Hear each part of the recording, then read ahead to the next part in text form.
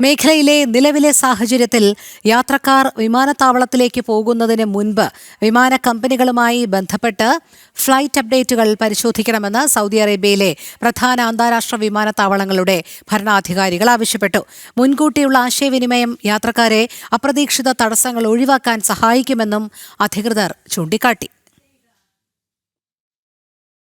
മേഖലയിലെ നിലവിലെ പ്രാദേശിക സാഹചര്യവും വിമാന ഗതാഗതത്തെ ബാധിക്കുന്ന സാധ്യതയും കണക്കിലെടുത്ത് യാത്രക്കാർ വിമാനത്താവളങ്ങളിലേക്ക് പോകുന്നതിന് മുമ്പ് അവരുടെ വിമാന കമ്പനികളുമായി നേരിട്ട് ഫ്ലൈറ്റ് അപ്ഡേറ്റുകൾ പരിശോധിക്കണമെന്ന് സൗദി അറേബ്യയിലെ പ്രധാന അന്താരാഷ്ട്ര വിമാനത്താവളങ്ങളുടെ അഡ്മിനിസ്ട്രേഷനുകൾ ആവശ്യപ്പെട്ടു. ദമാമിലെ കിങ് ഫഹദ് ഇന്റർനാഷണൽ എയർപോർട്ട്, ജിദ്ദയിലെ King Abdul Aziz International Airport, റിയാദിലെ കിങ് ഖാലിദ് ഇന്റർനാഷണൽ എയർപോർട്ട് എന്നിവയുടെ അഡ്മിനിസ്ട്രേഷനുകളാണ് ഇക്കാര്യം അറിയിച്ചത്.